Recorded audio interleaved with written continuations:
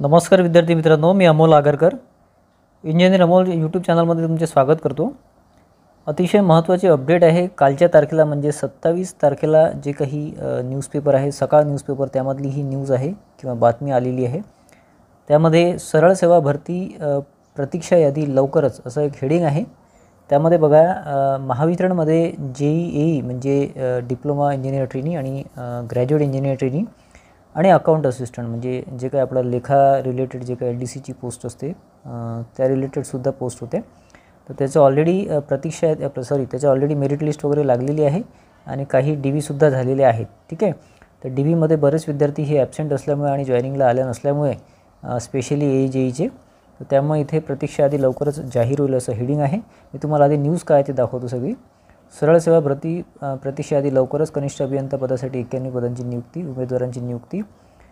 महावितरण संकेतस्थळाला नियमित भेट द्या असं म्हटलं त्यांनी। महावितरणमधील सहाय्यक व कनिष्ठ अभियंता पदासाठी भरती प्रक्रियेला गती मिळाली असून प्रतीक्षा यादी जाहीर झाल्यानंतर अनेक नव्या उमेदवारांना संधी मिळणार आहे। इच्छुकांनी अधिक माहितीसाठी महावितरणच्या संकेतस्थळाला भेट द्यावी। ठीक आहे, विस्तारित असं बघितलं आपण लक्षात येईल तुम्हाला। बघा, नाशिक 27 तारखेचं हे आहे म्हणजे कालच्या तारखेचं। महावितरण कंपनीतर्फे सरळ सेवा भरती प्रक्रियेद्वारे सहाय्यक अभियंता वितरण स्थापत्य पदासाठी 342 म्हणजे सिव्हिल आणि इलेक्ट्रिकल मिळून अभियांत्रिकी पदवीधारक उमेदवारांची निवड यादी जाहीर करण्यात आली होती।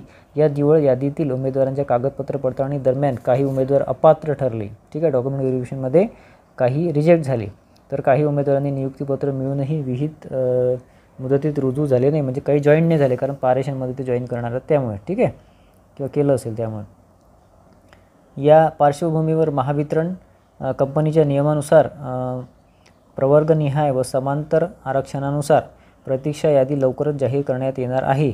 म्हणजे वेटिंग लिस्ट तुमची लावणार आहे। आधी ते समांतर आरक्षण आणि कॅटेगरीचं बघतात, त्या कॅटेगरीमधलं जी मेरिट आहे, तुम्ही तुमच्या कॅटेगरीमध्ये कुठल्या रँकवर आहे त्यानुसार तुमचा नंबर लागते। फॉर एक्झाम्पल तुम्ही OBC वुमन रिझर्वेशन असेल, तुमचं जर पहिल्या 10मध्ये नंबर असेल आणि वेटिंग लिस्टमध्ये जर 10-12 कॅन्डिडेट त्यांनी घेतले तर तुमचा नंबर लागतो, पण 5 जर घेतले वेटिंग लिस्टमध्ये OBC WR मध्ये तर तुमचा नंबर लागणार नाही।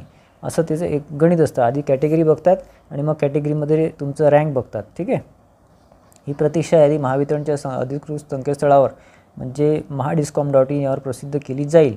महावितरण जाहिरात क्रमांक 7/2023 अंतर्गत अभियांत्रिकी पदवीधारकांसाठी वितरण 302 आणि पदे स्थापित 40 पदे 342 सहाय्यक पदांची पदांसाठी सरळ सेवा भरती प्रक्रिया राबवली होती। त्यानुसार 14 जानेवारी 2025 रोजी निवड यादी जाहीर करण्यात आली। 91 उमेदवारांची निवड असं एक हेडिंग आहे।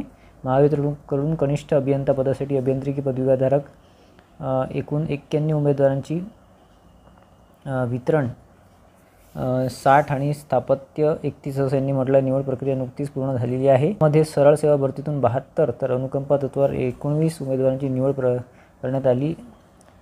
संबंधित उमेदवारांच्या अर्जासोबत सादर करण्याच्या कागदपत्रांची पडताळणी करून परिमंडळ स्तरावर त्यांना नियुक्तीपत्र देण्यात आले असून तेथेच त्यांची रिक्त पदांवर पदस्थापना केली जात आहे। तर यांचं असं म्हणणं आहे इथे नोटीसमध्ये किंवा या याच्यामध्ये न्यूजपेपरमध्ये जे कटआउट आला आहे त्यामध्ये की प्रतीक्षा यादी जाहीर होणार आहे। ॲक्च्युली कुठल्या पोस्टसाठी त्यांनी म्हटलेलं नाही आहे, पण AEच्या होतीलच असं यांचं म्हणणं आहे। पण मला तरी असं वाटतं की AE, JEE आणि अकाउंट असिस्टंट या तीनही पोस्टसाठी ते प्रतीक्षा यादी आता पुढे जाहीर करतील, कारण की बरेचसे उमेदवार जॉईन करत नाही, काही रिजेक्ट होतात, त्यामुळे ते पोस्ट वॅकंट राहतात। त्यामुळे त्यांना वेटिंग लिस्ट लावणे हे बंधनकारकच असते नियमानुसार, परंतु त्यांनी आधी न लावता ते कदाचित आता काही दिवसामध्ये पुढच्या 8-10 दिवसामध्ये वेटिंग लिस्ट हे जाहीर करू शकतात। अतिशय चांगली न्यूज मिळालेली आहे। जे विद्यार्थी वेटिंग लिस्टची वाट बघत होते, जे मेरिट लिस्टमध्ये नाही आहे, काही पर्सेंटने किंवा काही मार्काने ज्यांचं कट ऑफ गेलेलं आहे, तर ते वेटिंग लिस्टमध्ये आता त्यांची अपेक्षा वाढलेली आहे किंवा त्यांना ते एक्सपेक्ट करू शकतात की त्यांचं लिस्टमध्ये नाव येईल, कारण की 50% वेटिंग लिस्ट लावायला पाहिजे नियमानुसार। तर त्यानुसार ते किती लिस्ट लावतात ते पुढच्या काही दिवसामध्ये mahadiscom.in या साईटवर तुम्हाला कळेलच। तसं आपण व्हिडिओ थ्रू माहिती देऊच किंवा आपल्या टेलिग्राम चॅनल इंजिनियर अमोल त्यावर आपण सुद्धा माहिती देऊ। ठीक आहे, तर अतिशय चांगली न्यूज मिळालेली आहे आजच्या तारखेला। व्हिडिओ आवडला असेल तर व्हिडिओला लाईक करा आणि इतर विद्यार्थ्यांमध्ये शेअर करा, जेणेकरून इतरांनासुद्धा ही माहिती मिळेल। वेटिंग लिस्टबद्दल आता थोडंफार इथे सिग्नल आपल्याला मिळत आहे महावितरणकडून। धन्यवाद मित्रांनो।